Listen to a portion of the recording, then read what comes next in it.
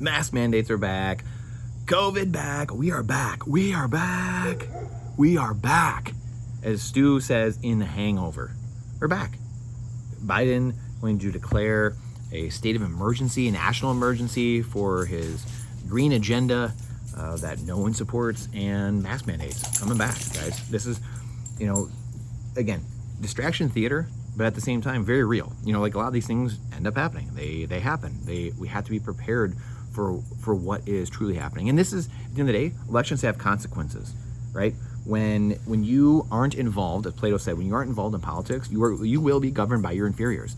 And this starts from the bottom up. Really, the federal elections honestly don't matter at the end of the day. If every person just worried about their own local election, their own municipality, their own city government or whatever, then the last stuff wouldn't happen. Their township, whatever you want, county, it wouldn't matter what's going on at the top. It would cease to exist, the president of the United States. The locale is where we've completely lost base. We've completely forgotten about it. No one goes to church anymore. No one knows their neighbor. They don't look and see who lives next to them. They're inside with a screen in their face, with a phone in their face, the tablet in their face. They have no idea. The number one thing, we've talked about this so many times, the number one thing in any survival situation is community. Community. And survival situation doesn't have to be Maui fires, doesn't have to be fires from Canada coming, doesn't have to be tornadoes or hurricanes or tropical storms or anything. It could just be daily life. It could be inflation. It could be man-made events. It could be natural disasters. It could be anything. But we create these disasters because we're not involved, right? Another man-made disaster is just choosing to sit in front of a screen all day long, sit in front of a tablet, a TV, and just be sucked in like a zombie and not know what's going on around you, not knowing who your neighbors are. So that way in times of need, when you need something, which is what always happens, Bitcoin's not going to fix it, gold, food, firearms, none of that really fixes it. Community fixes it. If you fall up short on something, which inevitably happens in a survival situation, then you need community. You need people who trust you and they're around you. They're going to say, yes, vouch for you. That's a good person. We can trust them. And if you don't have that, you're done. And this is what we've built. So much of our lifestyle has really been we've been saying two things, but really probably one of three things. And which community is one of the things probably driven from the lack of God and then the broken money, right? A little bit downstream is community. Probably the next thing is community. The third thing that's affected because of the lack of God, or again, if you don't believe in God, it's lack of humility. It's a lack of a higher being, understanding that there's something bigger than you in the world. You are not the center of the universe. That is where we really have broken down society. Then we break the money very quickly after that. Then the community breaks down because it's dog eat dog. It's every man for themselves. And then you're getting into this cycle, a downward doom loop. And this is what we found ourselves in. This is where we are. I don't know if there's anyone here that could honestly argue with those three bullet points I just laid out. I mean, if people treated others, the golden rule, treated others the way they want to be treated, we wouldn't have any of these problems, right? And if we didn't break the money, then we wouldn't have a lot of these problems. We just wouldn't, right? Fiat is what breaks all the incentives and destroys everything, creates this dog-eat-dog world. And then building community, right? If people knew the people around them, again, then back to number one, you'd be treating people better, right?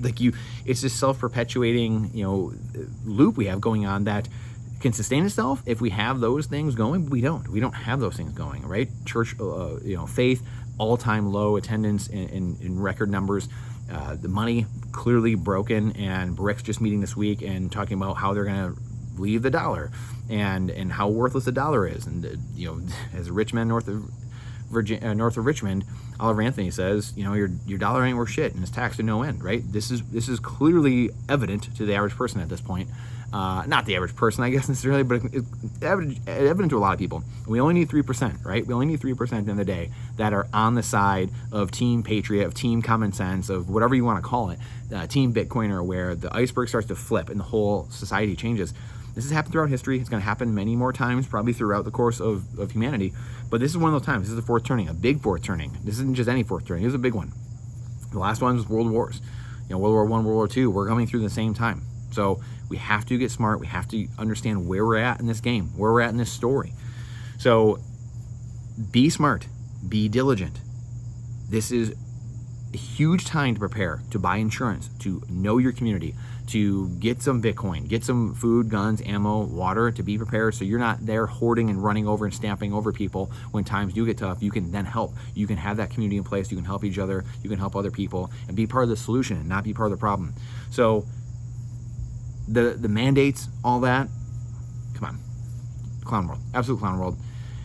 At this point, if people still are down that train, then I feel sorry for you. I feel sorry for the information that you are receiving, that you are not intelligent enough, unfortunately, to go look at other sources, to go see what's going on beyond your own bubble, your own echo chamber.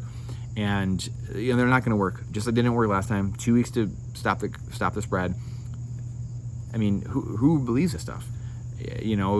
Most people I know, within a couple weeks of that happening, were like, okay, what are we doing here? This is the dumbest thing ever.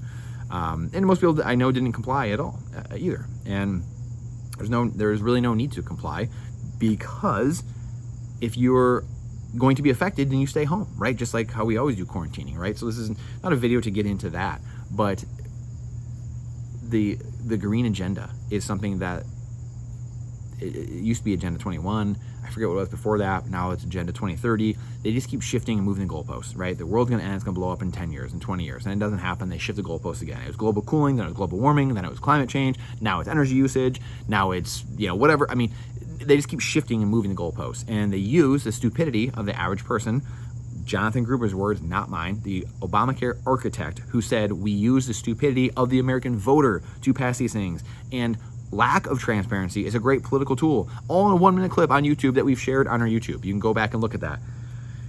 Guys, this is not me saying this.